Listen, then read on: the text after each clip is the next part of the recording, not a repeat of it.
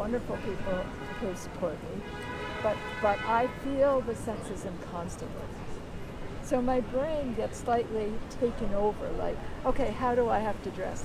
The guys show up in, open collar, blue jeans, and I have to show up, in a suit or a dress or something like that. See, I have the opposite view when it comes to like the office. I feel like men have to wear a suit, right? Because there's they can't wear shorts, right? But women can wear a dress suit or dress. They have the choice. They could even wear shorts, maybe. If it's you know what I mean. But I feel like women almost have more freedom in terms of what they wear to the office, as opposed to a man.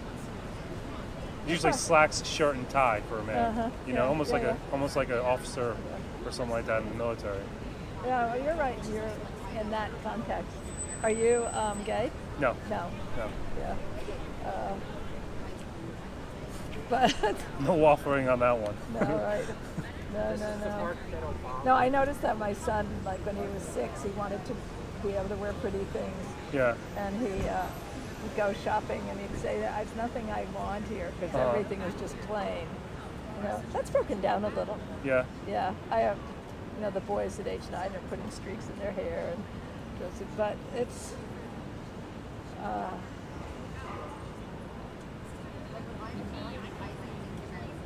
I'm kind of shocked at how little's really changed in the last 40 years on a real, Yeah.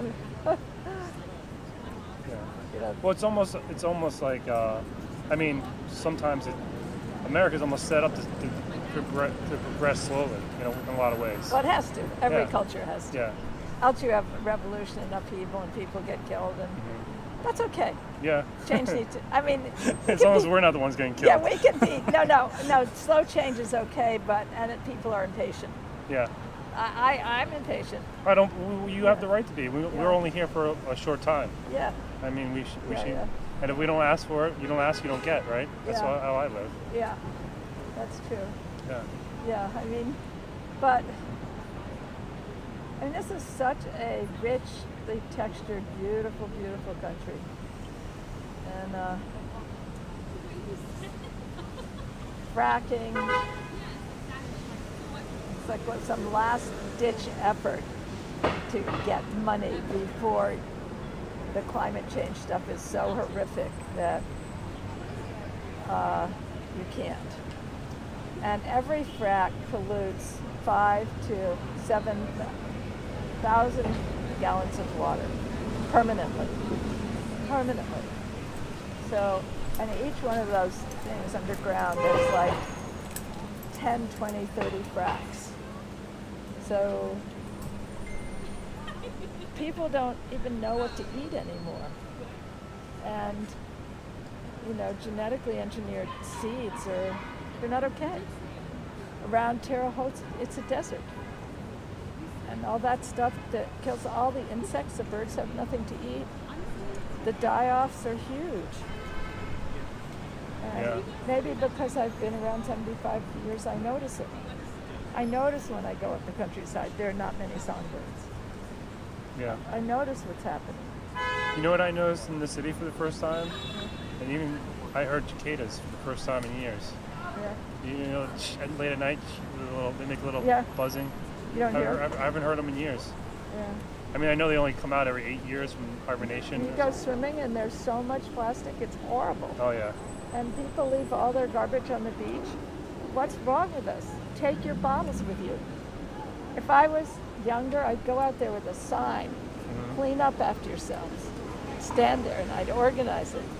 But I don't want to spend my time that way right now. I don't blame you.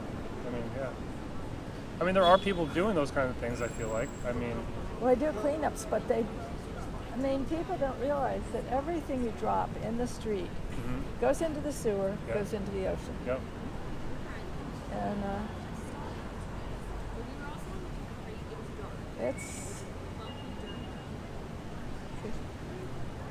I used to be able to wander around and know people, and now I can't anymore. I don't know anybody. They've either left or they've died. That will happen. It will happen, yeah. So you're from Brooklyn, though? I had a loft on 22nd Street, and now I have a house. It's in old house with my daughter, and has two, separate apartments. What do you think about this neighborhood nowadays? It's very, how does an artist live down here if they're not already established? Here? Yeah. I don't think you do. But you used to be a lot of artists down here, right? Of course. New York City's not an art center anymore. You don't think so? No. It's not a creative center. It might be a showcase, But I don't think it's a creative center. Yeah. The creativity is happening, outside the city. And The outer boroughs or outside of New York? what is happening here is happening, Brooklyn, Queens, or Hoboken, or Jersey, or I haven't kept up with it, Williamsburg. Even all those places are priced out now. Big time. Yeah. So,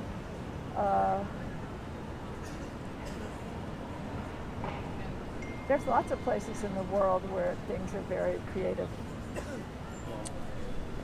I don't feel the pulse in New York. It's faded. Would you say it was the 90s or the 2000s? Well, it's everywhere now, because you have the internet and you have so much that goes on internationally or in cyberspace, or so maybe that's it. Yeah. It is definitely a different world. I think in your world, New York's good for stand-up comics, as far as I know. Yeah. Yeah. I can't imagine being anywhere else. Yeah. I mean, just Not the subway. LA. Well, the subway system makes it so much more accessible. Yeah. Transportation is Yeah. key. Yeah. And I have a friend who's a stand-up comic, and I go to her things, and it's great. Yeah. And it's a great community. Yeah. Yeah. So, It's big in Brooklyn. So when you said you don't think an artist, because I know so many comics who live in. yeah, theater Brooklyn. and stand-up comedy are still doing really great here. Yeah. But But you not- all can share a space, Yeah. and you don't need a studio where you're making. Yeah. So there's no more room for sculptures or painters or even writers. I wouldn't ever say anything that categorically. No, but I mean, my young assistant just had a very successful art show, and she got in the Times. Oh, awesome. So awesome. You had Yeah. a tiny little place, So it can still work. You just gotta find a place to eke it out, right? That's cool. Yeah. It's amazing. I mean, it may be the same that people, she has a huge group of people that support each other. And, when I was in New York in the 70s and 80s, we had collaboratives, we shared equipment, we all supported each other. It was great. Yeah. It was really great. And maybe that's still here. I get yes and no. I would say in terms of comedy, I would say yes and no. Yeah. Sorry, Oh, do your thing. It's all right. You were doing body movements, right? That what it was? I'm doing some body work, yeah. Yeah. That's interesting. So, it's good. I mean, New York still is a heady place, What's that mean, the heady For place? me, it means people like to think, they like ideas. Oh, yeah. It's like a marketplace of thinking and ideas. Yeah. I love that, and I love the diversity. I love the diversity too. What I don't like is how many artificial walls are between people, especially in terms of class. It's hard for New Yorkers to talk to one another sometimes. Oh yeah. We're all just like, we lived in a small village. Everyone will talk to everybody. Maybe. Yeah, I guess you're right. There's always a black sheep. Yeah. I don't know. Yeah. I don't know. Yeah. I mean, there's a huge class system here. Yeah. And I feel. There's them that run it, and there's the rest of us. How do you feel about? From going from a world where people didn't have this, all the phones and everything, to now everyone has it. I feel like phones make people less approachable. Because most of the time people are on them, even when not really on them. You know what I mean? Yeah. But they look busy, just to look busy, so you don't want to intrude. You want to intrude on somebody. Yeah. It's weird. They have their advantage and disadvantage. Yeah. People don't look at each other. That's one. Like nobody here. That guy's looking. Like when I walk down the street, I look at people and I say hi Yeah. to strangers. And, Yeah. Oh yeah. That's cool. Little kids. I always say hi to kids. They're friendlier. Yeah. Kids in strollers. Yeah. And helping people out. Yeah. So I think New Yorkers are generally good people. just like everybody else. You know. You know, when I came to New York, I was 21, and I was really naive. How so? What, in what way? In terms of what the city was going to be like, or? About anything. Yeah. This taxi cab driver one time he says, "Does your mom, do your parents know you're out here?" Like it was cold and I didn't have a sweater. And Yeah.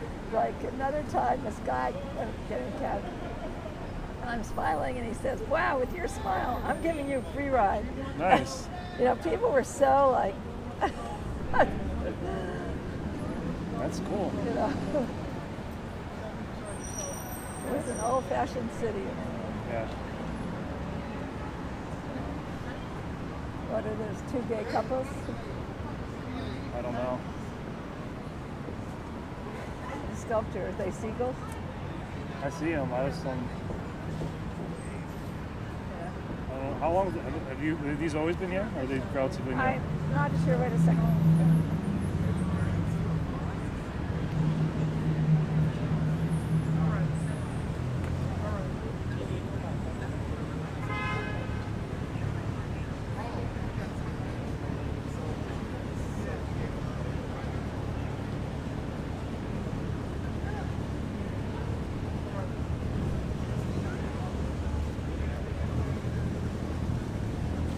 I think it's this well-known artist who used to do realistic castings like that. Mm-hmm. So 69, but I didn't read the whole label. This wasn't always this beautiful. No. No. And there was a, let's see, there was gay bars you'd go dancing. Oh, there's Stonewall's right there. Yeah, but there's others. Oh, there were more. Yeah. The women's bars and men's bars were separated in the 70s.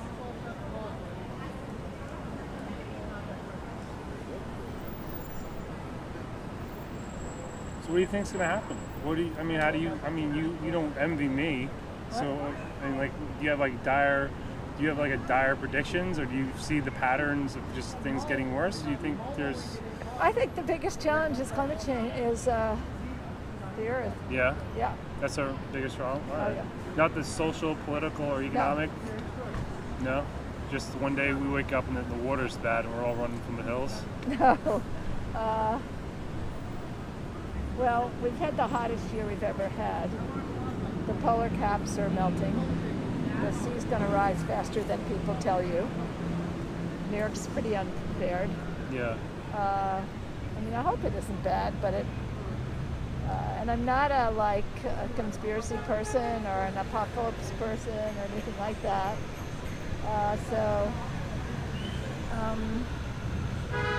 I don't think as humans we're made to evolve quick enough. So I think a lot of people will end up quite sick in the process because we're not that adaptable. No, we're not. And I think that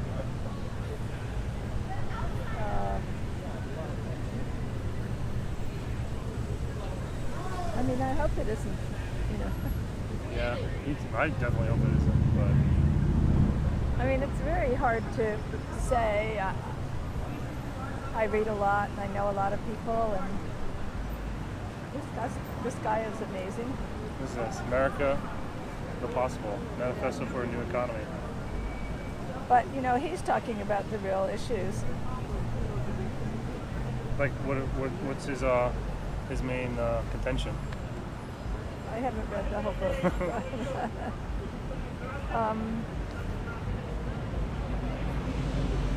He was.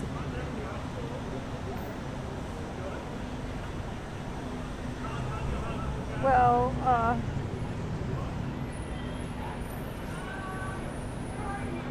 who can doubt that there is an American empire, an informal empire, not colonial in policy, but still richly equipped with imperial paraphernalia, troops, ships, planes, bases, proconsuls, local collaborators, all spread around the luckless planet.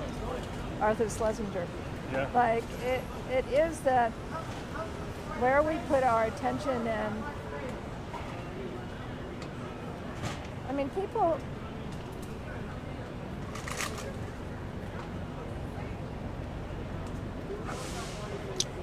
Well, this is what I grew up with. After World War II,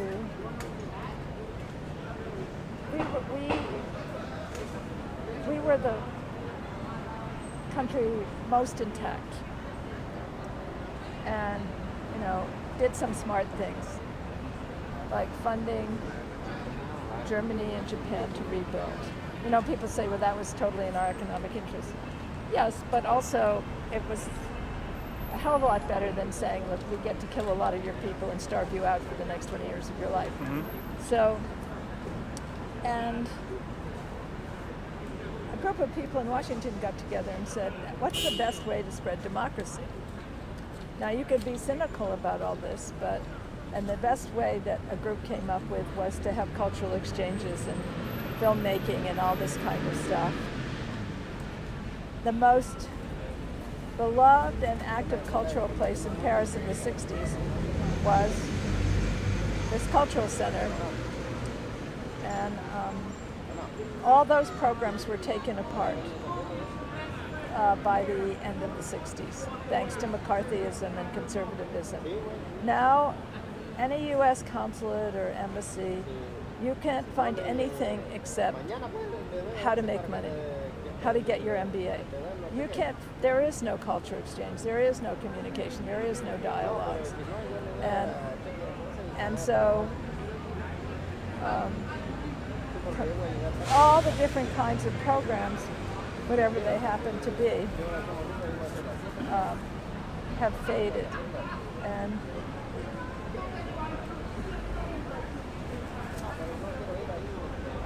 I really don't meet a person, very many people, who can even have a decent conversation about China, because we don't have an education system anymore that teaches people. They don't teach about our own country correctly, much less any other country. And yet we have to be able to collaborate internationally and locally about how to be here. Mm-hmm. We have to. Yeah. So that your well-being and my well-being and my children's well-being and the well-being of people anywhere in the world is paramount. So we don't have any conversation like that.